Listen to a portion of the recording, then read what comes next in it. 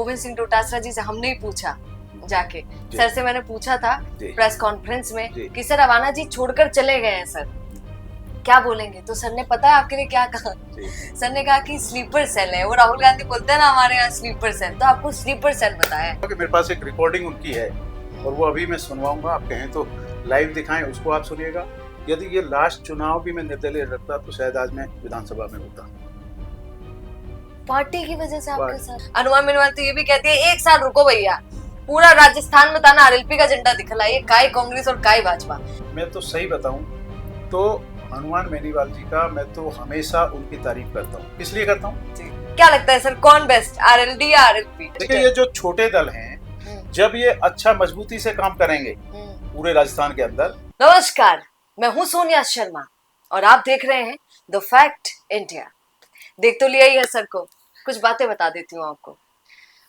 Sir से आज से 1 महीने पहले मैंने उनको फोन किया था कि सर आइए थोड़ा सा इंटरव्यू करते हैं। तो सर ने मुझे कहा कि नहीं सोनिया जी, अभी तो हम बड़े बिजी रहते हैं, कभी भरतपुर, कभी जोधपुर, कभी उदयपुर, कभी कहीं ना कहीं जाते रहते हैं, तो बात का रखते हैं और मैं खुद आपको फोन करूंगा आगे से। आज सुबह सुबह 8 बजे सर का कॉल आ गया। सर बोलते हैं हाँ सोनिया जी आप हम फ्री हैं, चलिए आज इंटरव्यू करते हैं। आज सर जयपुर भी थे, तो आइए आज आरएलडी के प्रदेशाध्यक्ष जोगिंदर सिंह रवाना जी से मैं आपको मिलवाती हूँ। नमस्कार सर। नमस्कार। पहले सर कांग्रेस में हुआ करते थे, सही कह रही हूँ सर? जी। और अब कांग्रेस से अब सर आरएलडी में आ गए। सर पहला सवाल ही आपसे ऐसा करती हूँ, विचारधारा बदल गई है ना, क्योंकि कांग्रेस की विचारधारा अलग है, आरएलडी की विचारधारा अलग है। पहले तो ये बता दीजिए कि सबसे बड़ा अंतर अगर आपसे पूछूं दोनों में कि कौन सी विचारधारा कैसी, तो अंतर एक बार बताइएगा, और कौन सी विचारधारा ज्यादा अच्छी है ये भी बता दीजिएगा। बताइए। एक सबसे बड़ी जो बात है जी, राष्ट्रीय लोकदल छोटी पार्टी है, यूपी में है, केंद्र में हमारे मंत्री हैं जयंत चौधरी जी जो हमारी पार्टी के राष्ट्रीय अध्यक्ष हैं। और यहाँ सबसे बड़ी जो चीज़ है कांग्रेस और लोकदल में, अगर फर्क आपने पूछा है तो मैं बताऊं कि छोटा दल जो होता है उसके जो बड़े नेता होते हैं, चाहे वो राष्ट्रीय अध्यक्ष हो, प्रदेश अध्यक्ष हो, प्रदेश के पदाधिकारी हो या और अन्य कोई भी नेता हो, वहां तक पहुंचना बहुत संभव होता है। वहां जाके हम अपनी बात कह सकते हैं। राष्ट्रीय अध्यक्ष को हम जब चाहें एक फोन मिलाएं, टाइम ले लें और अपनी बात कह सकते हैं। क्या बात है। और एक मॉनिटरिंग होती है उनकी, छोटी जो पार्टियां हैं उनकी एक मॉनिटरिंग होती है, वो अपने लोगों पे नजर रखते हैं। तो बहुत बड़ा कुनबा होता नहीं है, जैसे हमारी 5-6 स्टेट में पार्टी अच्छी काम कर रही है, हालांकि हमारे सब जगह संगठन है पूरे देश में, लेकिन वो सब ध्यान रखते हैं, मॉनिटरिंग करते हैं। उनको पता होता है कि कौन से प्रदेश में कौन सा पदाधिकारी कैसा काम कर रहा है, चाहे वो प्रदेश अध्यक्ष हो या अन्य कमेटी हो। तो मुझे खुशी इस बात की है कि हम जो काम राजस्थान में कर रहे हैं, हमारे राष्ट्रीय अध्यक्ष जो केंद्र में मंत्री हैं श्री जयंत चौधरी जी, हमारे नेता, उनको सब एक एक चीज़ की जानकारी है। हम जब भी चाहें अपने जो कार्यकर्ता हैं उनकी कोई बात जब हम तक आती है तो उस बात को भली बात हम एक फ़ोन करते हैं, सीधा हमें टाइम मिलता है, हम पहुंच जाते हैं। और वो भी फॉलो अप लेते रहते हैं, पूछते रहते हैं, अरे जोगिंदर जी कैसा हुआ, क्या किया, ये वो सारा देखते रहते हैं। और कई चीज़ों पे तो उन्होंने हमें टोका भी है, कई कार्यक्रमों में जो हमारे हुए हैं, उन्होंने कहा ऐसे नहीं, इसको और अच्छा ऐसे करना चाहिए था। तो इस तरह की चीज़ें हैं। तो हमारे जो नेता हैं, अगर उनके संज्ञान में हमारा काम है जिसको हम कर रहे हैं, तो इससे बड़ी खुशी ये फर्क कांग्रेस और राष्ट्रीय लोकदल में, क्योंकि कांग्रेस तक इतना बड़ा है, पार्टी तो पहुंच नहीं पाती, प्रदेशाध्यक्ष से तो बात तक नहीं हो पाती, इतना मुश्किल है कांग्रेस तो। अच्छा सर, जब आप आ गए छोड़कर, तो थोड़ा थोड़ा यहाँ से बात करेंगे फिर आरएलडी पे जाते हैं। जब आप आ गए तो गोविंद सिंह डोटासरा जी से हमने ही पूछा जाके, सर से मैंने पूछा था प्रेस कॉन्फ्रेंस में कि सर रवाना जी छोड़कर चले गए हैं सर, क्या बोलेंगे? तो सर ने पता है आपके लिए क्या कहा? सर ने कहा कि स्लीपर सेल है। वो राहुल गांधी बोलते हैं ना हमारे यहाँ स्लीपर सेल, तो आपको स्लीपर सेल बताया है। क्या देखिए डोटासरा जी, क्योंकि मैं कांग्रेस पार्टी में रहा, उन्होंने मुझे टिकट दिया, कांग्रेस पार्टी बड़ी पार्टी है, उसके प्रदेश के अध्यक्ष हैं, तो मैं उनकी कोई आलोचना नहीं करना चाहता, लेकिन मैं इतना केवल बताना चाहूंगा कि मेरे पास एक रिकॉर्डिंग उनकी है और वो अभी मैं सुनवाऊंगा, आप कहें तो लाइव दिखाएं, उसको आप सुनिएगा।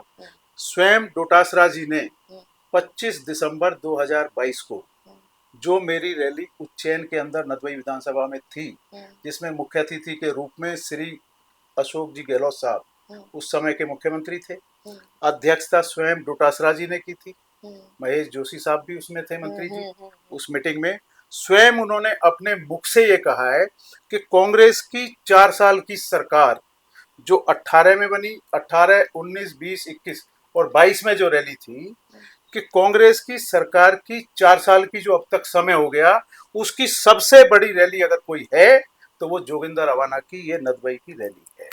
मैं इतना कहना चाहूंगा। फिर भी आपके लिए ऐसा बिल्कुल नहीं, भले ही वो बोले, देखिए अब वो स्वतंत्र हैं, कुछ भी बोल सकते हैं, मेरे पास रिकॉर्डिंग है। इतनी खुशी हुई क्योंकि माननीय मुख्यमंत्री जी, हमारी जितने भी 4 साल में मीटिंगें हुई हैं उनमें सबसे बड़ी मीटिंगों में ये एक मीटिंग जोगेंद्र रवाना जी के नेतृत्व में। हमारे यहां तो कहते हैं, उसी भाषा में कहूंगा कि अवाना जी आज तो लठ गाड़ दियो, समझो ने लठ गाड़ वो। कई चैनलों पे लाइव भी चला है, सबने देखा है। और तो सर शायद इसी का बुरा लगा कि यार एक वफादार और मुझे लगता है कि स्वयं अध्यक्ष जी को, डोटासरा जी को भी ये चीजें पता होंगी। अच्छा सर, उन्होंने एक और बात बोली थी। जी। उन्होंने बोला था कि मिले थे मुझे, मैंने उनको बोला कि अरे पंचायती राज चुनाव है, थोड़ी देख रेख कीजिए, थोड़ा वो कीजिए। तो आपने उनको बोला कि बेटे की शादी है भैया, अभी तो थोड़ा सा उस पर फोकस करेंगे। तो उन्होंने कहा कि जब मुझे जोगिंदर जी ने ये बात बोली तभी मुझे लग गया था कि भैया टाटा बाय बाय होने वाला है, आप तो जाने। देखिए, ये तो क्योंकि डोटासरा जी का अपना मानना है। देखिए, राजनीति के साथ साथ सोनिया जी, परिवार भी होता है जी। भाई, जब मेरा एक बेटा है, उसकी शादी होगी तो स्वाभाविक है कि मैं शादी में व्यस्त रहूंगा, क्योंकि शादी बार बार तो होती नहीं, एक बार होती है। बेटा भी एक ही है मेरे पास। और मुझे तो खुशी है कि पीछे बिटिया की शादी, उसमें डोटासरा जी भी गए, गहलोत साहब भी गए, कोविड का समय था। अब उन्होंने कहा वो ठीक है बात, लेकिन मैं इतना जरूर कहना चाहता हूँ कि जिस क्षेत्र से मैं आता हूँ, नदबई विधानसभा क्षेत्र से, उस क्षेत्र में कांग्रेस 1993 में जीती थी, 93 में। और 93 में जीतने के बाद कांग्रेस लगातार 2018 तक हारी नहीं, तीसरे नंबर पे रही है। आप रिकॉर्ड सारा उठा लीजिए, मैं लेके आया हूँ। तीसरे नंबर पे रही है और 38,000 वोट से ऊपर कांग्रेस को कभी नहीं मिली। 38 भी नहीं, पूरी 37,000 कुछ 2018 में आई थी। वहां बीएसपी लगातार दूसरे नंबर पे रही। और मैं जब 2018 में जीता तो मैं पहले नंबर पे रहा बीएसपी से। और मैं आपको बता दूं कि वही नदबई जो 2018 तक 36-37,000 पे रहती थी, उसी नदबई को मैं 90,000 पे लेकर आया हूँ 2023 के चुनाव में कांग्रेस के लिए। 52,000 वोट बढ़ाई है मैंने कांग्रेस की। सर आपने इतना काम किया, प्रशंसा भी आपकी हुई, फिर क्यों छोड़ा? लोग सवाल करते हैं। देखिए, वो ठीक है, आपने क्योंकि सवाल डोटासरा जी से संबंधित किया, अध्यक्ष जी से, तो मैंने उसका जवाब दिया। लेकिन जो ये वोट मेरी बढ़ी है, मैं ये भी बता दूं आपको, मैं कोई जादू की छड़ी नहीं हूँ। इस वोट को बढ़ने में इस देश के प्रदेश के पूर्व मुख्यमंत्री अशोक जी गहलोत साहब का एक बड़ा रोल है। वो बड़ा रोल ये है कि जब जब मैंने नदबई के लिए उनसे जो जो मांगा क्षेत्र के विकास के लिए, तब तब उन्होंने वो दिया। जिस तरह उन्होंने दिया, उसी तरह चट्टान की तरह हम भी 6 साथी जो बीएसपी से जीत के आए थे, हम भी चट्टान की तरह ईमानदारी से सरकार के साथ खड़े थे। तो सर फिर उनको बुरा नहीं लगता होगा? यही मेरा आपसे सवाल था नेक्स्ट। अच्छा आपने बोल ही दिया। सोचिए, उन्होंने आप पे इतना विश्वास किया, पूर्व मुख्यमंत्री साहब ने इतना आपका सपोर्ट भी किया, कह रहे जोगिंदर जी ये चाहिए तो ये लीजिए, ये चाहिए तो ये लीजिए, पर आपने क्या किया उनके साथ? क्या उनको बुरा नहीं लगा रहे जोगिंदर जी जा रहे हैं? देखिए, अब बुरा तो जहां से हम उनके पास गए उनको भी लगा होगा, जिस सिंबल पे हम जीत के आए उनको भी लगा होगा। तो आप समझते हैं जी। राजनीति, देखिए, राजनीति में अच्छा लगना बुरा लगना कुछ पार्ट टाइम की चीजें होती हैं, लेकिन बाद में सब लोग समझ जाते हैं कि जो जिसका निर्णय है वो ठीक है। सर बड़ा कारण बता दीजिए ना एक बार, क्या बड़ा कारण? मैंने बताया ना आपको अभी, जहां से आपने स्टार्टिंग की वही कारण है। जब तक मेरे काम की मॉनिटरिंग नहीं होगी सोनिया जी, जब तक कोई मुझे ये नहीं कहेगा, मेरे पार्टी का बड़ा नेता, कि आपने काम अच्छा किया, बुरा किया, ऐसे करना चाहिए था, ये गलत कर दिया, ये और अच्छा कर दिया, तो फिर फायदा क्या उस काम का कि मैं कितना भी करे जाऊं। नदबई के अंदर नगर पालिका का बोर्ड पिछले 20 साल में जो नहीं बना था, तो 20 साल के अंदर कांग्रेस पार्टी को जिताने का काम किया मैंने। नगर पालिका की चेयरमैन अगर बनी तो कांग्रेस की 20 साल बाद बनी मेरे घर। तो एक बड़ी चीज है, छोटी चीज नहीं है। आप वहाँ पूछें, लोगों से बात करें। मैं आज हार गया हूँ, कोई बात नहीं, मैं 50,000 वोट लेके जीता, अब मैं 90 लाके हारा, 40,000 प्लस आई, तो मैं कहीं कमजोर नहीं हूँ। लोगों ने बहुत प्यार दिया है, आशीर्वाद दिया है, और वो तो परिस्थितियां होती हैं। देखिए, मैं जिस जाति से आता हूँ वहाँ संख्या कोई बहुत ज्यादा नहीं, 16,000 है जिनसे मैं लड़ता हूँ, कैंडिडेट, जाति नहीं, उनकी संख्या 1.25 लाख। तो आप समझ सकते हैं कि सारी 36 बिरादरी, वो जाति भी जी। सब मेरे साथ हैं, तब भी मेरी 90,000 आई। बिल्कुल। अच्छा, एक बात बताइए, सब एक बात कहते हैं और मुझे पता है कि आपका इंटरव्यू लेने के बाद लोग कमेंट जरूर करेंगे मुझे कि पूर्व मुख्यमंत्री साहब के आप बहुत क्लोज बताए जाते थे, है ना? इतना मतलब अच्छी खासी बनती थी, आपने तो देखिए बिना पूछे उनकी तारीफ भी कर दी कि वो कितना मदद किया करती थी। तो अब लोग क्या कहते हैं, और सुभाष गर्ग के साथ भी यही है कि डॉक्टर सुभाष गर्ग भी उनके खास माने जाते हैं और आप दोनों आरएलडी में हैं। तो सवाल ये बनता है कि क्या गुर्जर वोट काटने के लिए जानबूझ के ये सब किया जा रहा है कि परमिशन लेकर ही आरएलडी में आप चले गए, ऐसा बोलते हैं लोग, ये आरोप आप पर लगते हैं, आपको पता हो, देखिए, क्या बोले? जो सवाल आपने किया, सवाल आज गुर्जर वोट काटने का नहीं है। सवाल ये है कि हम कहाँ सुरक्षित हैं। हम बीएसपी से जीते, तो लोगों की सेवा की, जिन लोगों ने हमें एमएलए बनाया उनके लिए हमने खूब काम किया। इतने काम किए कि मैं आपको अगर अभी गिनवाऊंगा तो शाम हो जाएगी। बहुत काम किया। आज क्योंकि परिस्थितियां, एक समीकरण हमारे यहाँ जो बैठता है वो बड़े दल का नहीं बैठता। जिस बड़े दल में मैं था वो तीसरे नंबर पे रहता है 90 में। इस बार मैं दूसरे पे लेके आया और 52,000 फालतू वोट लेके आया। तो हमारा थर्ड जो विकल्प है, जो हमारी पार्टी है, वो हमारे लिए 90 में हमें सूट करता है। अब मुझे कहना नहीं चाहिए लेकिन कह देता हूँ, क्योंकि आप भी सच्चे मन से पूछ रही हैं तो मैं भी बता दूँ। यदि ये लास्ट चुनाव भी मैं निर्दलीय लड़ता तो शायद आज मैं विधानसभा में होता। पार्टी की वजह से आपके साथ? मैं एक बात कह रहा हूँ आपसे, तो समीकरण बैठता है ना, वहां से कोई और आता, वोटों का ध्रुवीकरण होता तो मैं निकल जाता। तो सर ये आपने सोचा क्यों नहीं, अब बताइए ना। अब ये चीजें निकल के आई, बाद में बल्कि आपको सुनिए ना, पहले उस समय बात भी ये चली थी कि आपको टिकट नहीं दिया जाना था, कई लोग ये भी कह रहे थे, पर अशोक गहलोत जी ने कहा कि नहीं, टिकट तो भैया अवाना जी को मिलेगा, उन्होंने आपको टिकट दिलाया, फिर आप खड़े हुए ना। तो अगर आपको ऐसा लगता था तो क्यों? अब ये फीडबैक बाद में आई लोगों की, और भी बहुत सारी चीजें आई। कुछ खुलासे देखिए कई बार बाद में होते हैं, अवाना जी ठीक कह रहे हैं, और बाद में पता चलता है, फिर बाद में पछतावा पता लगता है सारी चीजों का। फिर आपने सही समय पर वोटों की जो कैलकुलेशन मेरे पास थी, जब मैं नदबई विधानसभा से चुनाव लड़ा, जब मैं 50,000 लेके जीत गया पीछे, तो 60 चली जाती, अब के 70 चली जाती। मैं वोटों का अपना जो लेके चला था, मैं लेके चला था कि 80,000 वोट मुझे मिलेंगे तो मैं जीत जाऊंगा।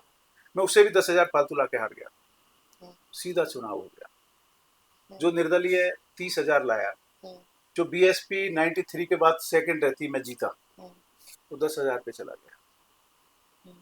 तो सब आप समझ सकते हैं। समझ गया। अच्छा सर, एक बात बताइए, आप तो अपने एरिया की बात करें, अगर मैं पूरे राजस्थान की बात आपसे करूं, तो अभी कांग्रेस को विपक्ष को कैसा देखते हैं? कई लोग कहते हैं मजबूत नहीं है भैया, काम ढंग से कर नहीं रहा, टॉपिक उठा नहीं रहा, मुद्दे उठा नहीं रहा, आपका क्या सोच है सर? देखिए, मेरा चाहे वो कांग्रेस पार्टी हो, चाहे भारतीय जनता पार्टी, मेरा कोई दल पे कोई आरोप नहीं। सिर्फ इतना जरूर है कि आज जयंत चौधरी जी, जो हमारी पार्टी के अध्यक्ष हैं, हमारे नेता हैं, केंद्रीय मंत्री हैं, उन्होंने ये बड़ी एक जिम्मेदारी मुझे दी है, तो निश्चित तौर पे इसको मैं निभाने का काम करूंगा। और जहां तक पार्टी की बात मैं आपको बता दूं, कांग्रेस और भारतीय जनता पार्टी से सब लोग संतुष्ट नहीं हो सकते। राजस्थान के अंदर 200 विधानसभा हैं, उन 200 विधानसभाओं में कांग्रेस और बीजेपी के पास 2-2, 3-3 लोगों के पैनल जाते होंगे जब एक चुना जाता होगा। तो बाकी 2-2 जो बचेंगे दोनों के, उसके लिए भी हमारे दरवाजे खुले हैं। जो मजबूत लोग होंगे उसके लिए भी हमारे आरएलडी के दरवाजे खुले हैं। हम उनको लेने का काम करेंगे। जो लोग डिजर्व करते हैं, वो जीत सकते हैं, वो लड़ सकते हैं, तो उनको भी हम लेने का काम करेंगे। हम पूरे प्रदेश के अंदर एक इस तरह की रणनीति बना रहे हैं, एक सोशल इंजीनियरिंग के माध्यम से हम बना रहे हैं कि जो लोग वहाँ उनको सम्मान नहीं मिल रहा, उनको हम लेने का काम करेंगे। हम राष्ट्रीय लोकदल में उनको सम्मान देंगे और उनको चुनाव लड़वाने का काम करेंगे। सर, आपने आरएलडी की इतनी तारीफ कर दी और इतनी बातें बता दी कि कैसे आप छोटे से लेकर बड़े बड़े तक पहुंचेंगे, पूरा प्लान आपका। सर, आजकल आरएलपी भी बड़ी चल रही है, ऐसे प्लान्स के हिसाब से वो भी बड़ी बातें करते हैं। और देखिए ना, सुनिए, सब बड़े लोग कंफ्यूज आते हैं, आरएलडी और भैया आरएलपी, पी और डी का अंतर है ना? तो क्या लगता है सर, कौन बेस्ट, आरएलडी या आरएलपी? अब देखिए, बेस्ट तो हम आरएलडी कहेंगे। हम आरएलडी के प्रदेश अध्यक्ष हैं। केंद्र में हमारा काम तो आरएलपी भी अच्छा कर रही है। केंद्र में हमारा गठबंधन है, हमारे नेता मंत्री हैं। यूपी में भी हमारा गठबंधन है। क्या बात है, वहाँ भी बड़ा अच्छा। वहाँ भी अनिल जी हमारे कैबिनेट मंत्री हैं, वहाँ भी हमारे 9 विधायक हैं। और देखिए, अब यहाँ सवाल कंपटीशन का नहीं है कि हम सर, क्यों सोचिए ना, वो पूरे राजस्थान में आपकी तरफ फैलने की कोशिश कर रहे हैं। अच्छी बात है, आपके लिए तो एक अच्छा कंपेटिटर। देखिए, ये जो छोटे दल हैं, जब ये अच्छा मजबूती से काम करेंगे पूरे राजस्थान के अंदर, तभी तो इन भारतीय जनता पार्टी और कांग्रेस के लोगों को पता लगेगा कि इनसे अलग भी लोग हैं जो सम्मान दे सकते हैं, जो मजबूती के साथ में राजस्थान में लड़ सकते हैं। तो आप हनुमान बेनीवाल से एक बात में तो लेकिन सर सहमत है कि हाँ भैया क्षेत्रीय पार्टियों को मजबूत होना चाहिए, उठना चाहिए, काम करना चाहिए। बिल्कुल सहमत हूँ। और देखिए, मैं आपके चैनल के माध्यम से मैं तो सही बताऊं तो हनुमान बेनीवाल जी का मैं तो हमेशा उनकी तारीफ करता हूँ। किस लिए करता हूँ कि जिस समय मैं एमएलए बना 2018 में, वो भी एमएलए बने, और जब 2019 में जब सदन चला, तो जैसे ही सदन चला तो गुर्जर आंदोलन का मुद्दा उठ गया।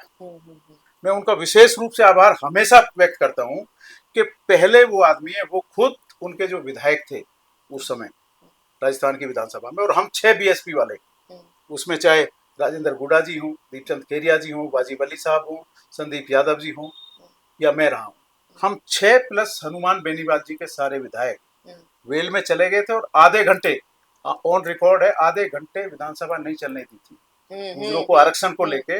और जिस दिन हम वेल में गए, उसके ठीक 4 दिन बाद राजस्थान में उस समय गहलोत साहब की सरकार थी, आरक्षण की घोषणा की। 4% जो आरक्षण मिला उसके बाद मिला। तो मैं तो उनका प्रशंसक हूँ। हमारे समाज के लिए उन्होंने आवाज उठाई, मजबूती के साथ हमारा साथ दिया। मैं तो हमेशा उनका प्रशंसक हूँ। पर सर उनके साथ भी ऐसा हुआ, आप उनके प्रशंसक हैं, देखिए उनके साथ भी ऐसा होता है कि जिस पर वो भरोसा करते हैं उनको छोड़कर चले जाते हैं। आपको आरएल टिकट नहीं, डर नहीं लगता कि मैं बना तो बहुत लोगों को दूंगा, पर मेरे साथ भी वही धोखा हो गया जो हनुमान बेनीवाल के साथ हुआ? नहीं, देखिए, मैं तो क्या, देखिए, मैं जमीन से जुड़ा हुआ सन 1988 से राजनीति करता हूँ। कॉलेज के टाइम पे, जब मैं कॉलेज में गया उसी टाइम से करता हूँ। मुझे पूरा अनुभव है, संगठन का भी अनुभव है। जिस कांग्रेस में मैं अभी विलय करके हम लोग आए बसपा से, उस कांग्रेस का झंडा मैंने 25 साल उठा रखा है। पहले उत्तर प्रदेश कांग्रेस कमेटी के अंदर 5 बार जनरल सेक्रेटरी यूपी में रहा मैं। जगदम्बिका पाल जी प्रदेश अध्यक्ष थे, उनके साथ महासचिव। रीता बहुगुणा थी, उनके साथ महासचिव। सलमान खुर्शीद साहब थे, उनके साथ महासचिव। निर्मल खत्री जी थे, 2 बार कमेटी बनी, दोनों बार महासचिव और प्रवक्ता प्रदेश में रहा। तो मुझे खूब ठीक ठाक अनुभव है। एनएसयूआई से लेके, यूथ कांग्रेस से लेके, मैन कांग्रेस से लेके, मैंने खूब सेवा कांग्रेस पार्टी की करी और खूब समझा है बहुत बारीकी से। एक समय था जब मैं पूरी वेस्टर्न यूपी देखता था, और मेरा तो सौभाग्य है कि स्वर्गीय राजेश पायलट जी के साथ भी मुझे काम करने का मौका मिला। जिस समय वो यूपी के दौरे पे होते थे तो मैं साथ जाता था, प्रवक्ता था मैं, मीडिया का काम भी देखता था।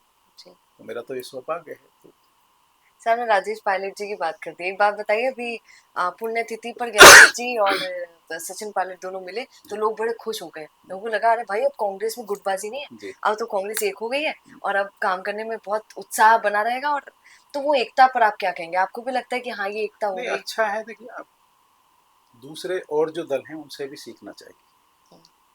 बड़े नेताओं की विचारधारा अलग हो सकती है पार्टी की, लेकिन आपसी जो संबंध है वो कभी खराब नहीं करने चाहिए। जहाँ मुद्दे की बात है तो खूब लड़ो, एक दूसरे के खिलाफ लड़ना चाहिए, लेकिन जो व्यक्तिगत उस तरह के रिश्ते हैं वो खराब नहीं करने चाहिए। मुझे खुद बहुत अच्छा लगा, मैं तो खुद स्वयं था उसमें। जब तो मैं आरएलडी में आ गया था तो मैं तो खुद था। तो पायलट साहब उनको जिस तरह इनवाइट करने गए, उसके बाद गहलोत साहब ने बड़ा दिल दिखाया, वो गए, तो अच्छी बात। सब लोगों को मिलजुल के नाराजगी खत्म कर देनी चाहिए, एक हो जाना चाहिए। हाँ बिल्कुल, सबको करनी चाहिए। किस चीज की लड़ाई है, अगले पल का ही नहीं पता। आज तो जिस तरह की घटनाएं हो रही हैं, आपने देखा कोविड के बाद में, आजकल तो किसी को किसी का नहीं पता चला, रात को सोए सुबह पता ही नहीं चला। घटना आपने देखी गुजरात वाली भी किस तरह की हुई। एक बात बताइए, अभी जो किरोड़ी लाल मीणा हनुमान बेनीवाल के फोन पे लड़ाई हुई, अब सर ये मना मत कीजिएगा, ये पूरी दुनिया को पता है पूरे देश तक पहुंच गई वो लड़ाई। कैसे सब तू तड़ाके पर आ गए और कैसे एक दूसरे से बच्चों की तरह लड़ रहे थे। लग नहीं रहा था कि पॉलिटिशियन है राजस्थान के इतने बड़े, जो एक अपने आप को जाटों का नेता और एक अपने आप को किसानों का नेता बताते हैं। क्या कहेंगे सर इस तरीके का माहौल? और उस समय की क्या परिस्थिति रही होगी, जिस तरह के शब्दों का चयन किया गया। चाहे किरोड़ी लाल जी बहुत वरिष्ठ नेता हैं, हनुमान बेनीवाल जी बहुत वरिष्ठ नेता है, क्या परिस्थिति उस समय की रही होगी, कौन सी ऐसी बात किसको हर्ट कर गई होगी। तो अब ये तो उस समय की जो परिस्थिति है वो बताएगी, लेकिन फिर भी हम लोग क्योंकि जनता के चुने हुए जनप्रतिनिधि हैं, तो भाषा शैली पे तो हम सबको ही संयम रखना चाहिए। हम भी कहीं गलती कर देते हैं, तो मैं तो स्वयं अपने आप से मानता हूँ कि हमें संयम रखना तो चाहिए, सर क्योंकि पूरा देश देखता ये है। मुद्दा ये था एसआई भर्ती वाला, है ना, उसे एक बोल रहा है, मतलब दोनों बोल रहे हैं रद्द करने के लिए, पर अब लोग उठकर आ गए हैं कि भैया यथावत भी रखा जाए। इसी के लिए भाजपा सरकार पर सबका बड़ा विश्वास हो गया है, जिसे देखो वो सरकार के ही कई विधायकों के पास जा रहा है, मंत्रियों से मिल रहा है, मुख्यमंत्रियों से मिलने की कोशिश, मुख्यमंत्री से मिलने की कोशिश कर रहा है कि सर हमारी बात मान लीजिए, यथावत कर दीजिए। एसआई भर्ती पर आप क्या कहेंगे? नहीं, रद्द हुआ SI ये ठीक है, रद्द नहीं होना चाहिए ये ठीक अब देखिए, दोनों चीजों को अगर आप देखेंगे, है। तो दोनों ही अपनी जिन अपनी बच्चों ने मेहनत करके हम्म, परीक्षा पास की, हम्म, तो उनके साथ तो बुरा ही बहुत हुआ है। गलत हुआ जी। और जो लोग काबिल नहीं थे, वो कहीं बेईमानी से बन गए, हम्म, तो वो भी एक चीज, अच्छे लोगों का हक मारा है। तो मैं समझता हूँ माननीय न्यायालय का जो फैसला है, जो उन्होंने लिया है, बहुत सोच समझ के लिया है, वो ठीक होगा। जो बच्चे जिनके साथ कुछ तकलीफ हुई है बेचारों के, जो जो मेहनत से आए ईमानदार थे थे, उनके लिए क्या हाँ, बोलेंगे? अब उनको फिर मेहनत करनी चाहिए भाई। न्यायालय से तो ऊपर कोई नहीं है, हम्म, लेकिन मैं समझता हूँ फिर भी इस तरह की चीज़ें नहीं होनी चाहिए। बच्चे बहुत मेहनत करते हैं रात दिन। गहलोत कई तो सरकार के समय पेरेंट्स ये रद्द हुआ सर। कई तो पेरेंट्स भी बेचारे नहीं अलाउ कर पाते, जी। खर्चे को भी नहीं कर पाते। बच्चे किस तरह से वो फीस भरते हैं पेरेंट्स, मैं सर समझ उस सकता सरकार की भी तो गलती मानिए आप। हूँ। जिस सरकार में, चाहे वो कोई सी भी सरकार हो सर, मेरा ये कहना नहीं है कि गहलोत सरकार थी इसलिए, चाहे कोई भी सरकार हो, अगर आज भी ऐसा होता है कि पेपर लीक हो जाते हैं इस गंदे तरीके से, तो वो गलत है नहीं, सरकार के। पेपर लीक के तो मैं खिलाफ हूँ, नहीं होना चाहिए बिल्कुल, और और सरकार गलत को है। ध्यान भी रखना चाहिए। बच्चे इतनी मेहनत करते हैं, उनके साथ अहित नहीं होना चाहिए, और विशेष रूप से सरकार को निगरानी इस पे रखनी चाहिए कि इस तरह की भविष्य में कोई पुनरावृत्ति ना हो। क्योंकि देखिए ना, गहलोत साहब के पीएसओ तक पकड़े गए भैया, तो बहुत बड़ा झोल है यहाँ पर, बहुत बड़ी बात है। अच्छा सर, अब आरएलडी अपने आप को कैसे देखती है, किस तरीके से, सोचिए ना, आरएलपी वाले उठ के आ रहे हैं सर, मैं आपको फिर से बोलूंगी, आप ट्विटर पर देख लीजिए, आप कहीं भी देख लीजिए, हनुमान बेनीवाल जाकर अपनी रील बनवाई लेते हैं, और वो बोलते भी नहीं है, वो लड़के बना देते हैं रील, और वो वायरल हो जाती है कि देखिए कितना भीड़ है, आरएलपी आरएलपी हर तरफ। हनुमान बेनीवाल तो ये भी कहती है, 1 साल रुको भैया, पूरा राजस्थान में ताना आरएलपी का झंडा दिखलाइए, काय कांग्रेस और काय भाजपा। तो आप क्या कहेंगे, कैसे आरएलडी को दिखाएंगे इन सब तीनों पार्टियों को थोड़ा सा मात देकर आगे बढ़ते हुए? देखिए, हनुमान बेनीवाल जी आरएलपी के अध्यक्ष हैं, उनकी पार्टी है, सांसद हैं, विधायक भी अभी उनकी पत्नी भाभी जी हमारी लड़ी, तो बन पहले नहीं भाई पाए। एमएलए रहे, ब्रदर उनके रहे एमएलए, वो खुद भी थे। तो उनकी कोशिश रहेगी भाई वो अपनी पार्टी को मजबूत करें, स्वाभाविक है। जहां तक मेरी अपनी बात है, आरएलडी की बात है, तो आज पहली बार पूरे प्रदेश के अंदर जो मुझे जिम्मेदारी दी है, गैर जाट मैं बनाऊं, उससे पहले उसी समाज के लोग प्रदेश के अध्यक्ष रहे, तो एक बहुत सोच समझ के हमारे नेता जयंत चौधरी जी ने मुझे दी। हम आरएलडी को बूथ लेवल तक ले जाएंगे। अभी हम लोगों ने योजना बनाई है, 7 संभाग हैं पूरे राजस्थान में, 7 संभागों में एक एक कार्यकर्ता सम्मेलन जयंत चौधरी जी का हम शुरू करने जा रहे हैं, और वो 5 अक्टूबर से शुरुआत है। 5 अक्टूबर से अभी हम चयन कर रहे हैं, या तो हम सीकर में करेंगे 5 अक्टूबर का, या फिर हम भरतपुर में करेंगे, या बीकानेर में करेंगे। इन तीनों जगह से एक जगह हम अभी चिन्हित कर रहे हैं, और 1 हफ्ते के अंदर आपको बता देंगे। एक बात। दूसरी बात, अभी 11 जुलाई को बिरला ऑडिटोरियम का कार्यक्रम आपने देखा होगा, इतना भव्य कार्यक्रम, मैं समझता हूँ कि पूरा जयपुर एकदम आरएलडी में हो गया। जिस समय जयंत चौधरी जी आए, सब वो सिर्फ एक ही दिन के लिए था क्या? नहीं, पूरे प्रदेश भर के कार्यकर्ता आए थे, 41 जिलों के कार्यकर्ता आए थे, 7 संभागों में। मैं स्वयं मीटिंग करके आया, हर संभाग पे मैंने हर जिले के लोग बुलाए, और लोगों में एक उत्साह है, लोग जुड़ना चाहते हैं, क्योंकि ये पार्टी चौधरी चरण सिंह जी की बनाई हुई पार्टी है। चौधरी चरण सिंह जी ने इस पार्टी का 1974 में गठन किया, जनता पार्टी के समय पे, और 80 के दशक में, ये छोटी पार्टी नहीं है, मैं आपको बता दूं, 80 के दशक में, राजस्थान की मैं बता रहा हूँ आपको, 80 के दशक में हमारे 50 से 55 एमएलए थे भैरव सिंह जी की सरकार में, 7-8 हमारे मंत्री थे। तो हम लोग पूरे प्रदेश के अंदर फिर उसी चीज को, उसी झंडे को जो चौधरी चरण सिंह जी का दिया हुआ है, उसको लेके हम जाएंगे। आज जो किसानों में एक मैसेज चौधरी चरण सिंह जी का है, चौधरी चरण सिंह जी को किसान बहुत पसंद करते हैं, उनकी नीतियों को पसंद करते हैं। उनके परिवार के जो पुत्र हैं, उनके जयंत चौधरी जी जो हमारे अध्यक्ष हैं, लोग उनसे जुड़ना चाहते हैं, जो विचारधारा हमारी पार्टी की उससे जुड़ना चाहते हैं लोग। और हम जहाँ जहाँ गए, जिस जिस जिले में गए, अभी मैं जोधपुर 4 दिन रहा, जोधपुर में जो कमाल का जोश मैंने लोगों के अंदर देखा आरएलडी के से जुड़ने के लिए, गजब था। कार्यकर्ताओं का सम्मेलन हमने 5 बजे शाम को बुलाया सर्किट हाउस, जयंत चौधरी जी 8:30 बजे रात को पहुंचे, 3.5 घंटे लेट, कच पूरा पार्क भरा हुआ था। मुझसे पूछे थे अध्यक्ष जी कितने लोग होंगे, मैं साहब 200-300 लोग होंगे, अभी तो मैं नया बना हूँ, तो कार्यकर्ता आ जाएंगे संभाग के, हजारों की संख्या में बड़े कार्यकर्ता थे। लोगों में एक जोश है, लोग चाहते हैं आरएलडी के साथ काम करना, जयंत चौधरी के साथ जुड़ना चाहते हैं। चौधरी चरण सिंह जी की जो नीतियां हैं उनसे प्रभावित हैं लोग, खासकर किसान कमेरा वर्ग। सर ये आपने बार बार बोला चौधरी चरण सिंह जी किसानों के नेता कहलाए जाते हैं, आप बार बार खुद ही बोल रहे हैं। तो सर यहाँ राजस्थान में तो किसानों का नेता तो किरोड़ी लाल मीणा जी है, उनको टक्कर दे पाएंगे? देखिए सब लोग अपने आप को स्थापित करते हैं। चौधरी चरण सिंह जी का जो इतिहास है, इस देश के प्रधानमंत्री रहे हैं और उन्होंने हमेशा किसान वर्ग के लिए काम किए हैं। वो एक बड़ा नाम था। चौधरी चरण सिंह जी को आज हर जाति हर धर्म के लोग मानते हैं। और देखिए यहाँ कोई कंपटीशन नहीं है। किरोड़ी लाल मीणा जी वरिष्ठ नेता हैं, मंत्री हैं, हमारे टक्कर तो देनी पड़ेगी। लेकिन वो ठीक है, टक्कर तो हमें टक्कर की अभी जरूरत नहीं है। हमें तो एक काम दिया है जयंत चौधरी जी ने कि संगठन को पूरे प्रदेश में खड़ा करना है, मजबूत करना है। और उसको मजबूत करने के लिए अभी हम संभाग स्तर पे एक एक बड़ी रैलियां करेंगे अगले साल से। अभी तो कार्यकर्ता सम्मेलन है, सातों संभागों पे एक बड़ी रैली करेंगे, जिस रैली की संख्या लाखों में होगी। कोई संभाग ऐसा नहीं होगा जहाँ लाख से कम आदमी होगा, आप देखिएगा। उसके बाद में फिर हम इसको जिला स्तर पे ले जाएंगे, जिला से फिर हम विधानसभा स्तर पे लेके आएंगे और बूथ तक जाएंगे। हमने तो अभी अपना सिंबल भी मांग लिया है पीछे चुनाव आयोग से, आपको शायद पता है नहीं, चिट्ठी हमने लिखी है। भारतीय चुनाव आयोग में हम मिले हैं, प्रदेश में मिले हैं मधुकर गुप्ता जी से। हमने मांग की है कि जो आरएलडी का हैंडपंप है वो हमारे लिए आरक्षित कर दिया जाए। आगामी जो चुनाव होंगे पंचायत और निकाय के, उसमें भी हम अभी पार्टी को लड़ाने जा रहे हैं।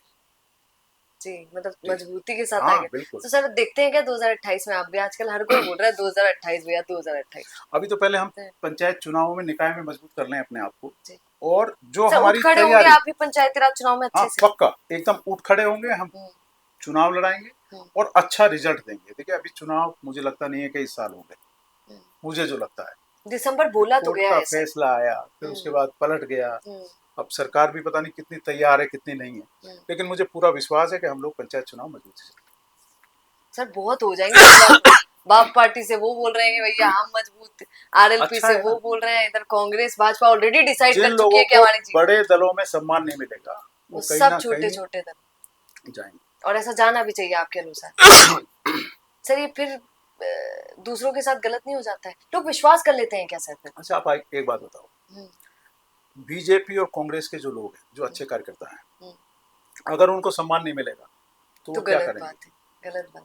आप यहाँ एक बाल्टी पानी डाल दो जी, और फिर आप रेता लगा दो, ईंट लगा दो उसको रोकने के लिए, क्या तो आप वहां रोक देंगे, लेकिन वो रास्ता बना लेगा, वो जगह बना के निकल जाएगा अपनी, रोक ही नहीं सकता। इसी तरह इन दलों के पास जो अच्छे लोग हैं जिनको सम्मान नहीं मिलेगा, वो पानी का रास्ता आरएलडी की तरफ आएगा। आपको लगता है ऐसा कि कांग्रेस में और इनमें नहीं मिल पाता है कई लोगों को जिनको अरे सर याद आ गया इसी बात से, अभी अशोक गहलोत जी कहीं गए थे, वहां पर ही एक व्यक्ति आता है और बहुत फूट फूट के रोता है। आपने पता नहीं वो वीडियो इतना वायरल हुआ, देखा या नहीं? बहुत जोर जोर से रो रहा था, गले तक लगाया अशोक गहलोत ने उनको।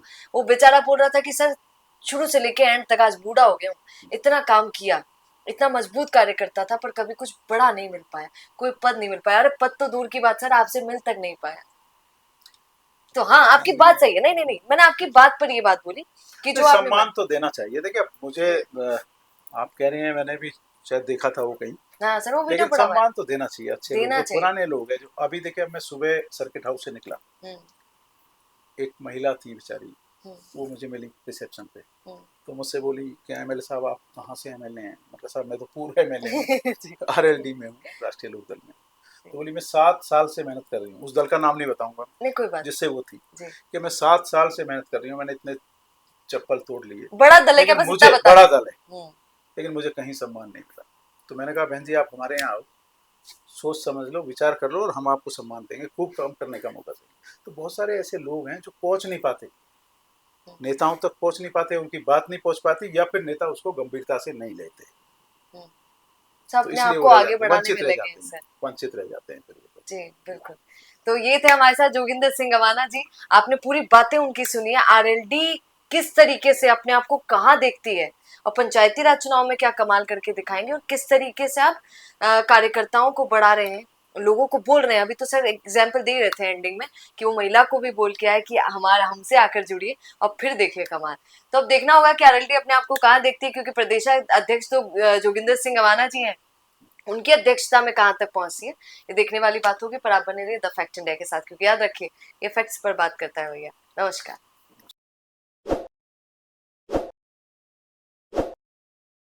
ताज़ा खबरों के लिए विजिट करें द फैक्ट इंडिया की वेबसाइट और डाउनलोड करें द फैक्ट इंडिया ऐप।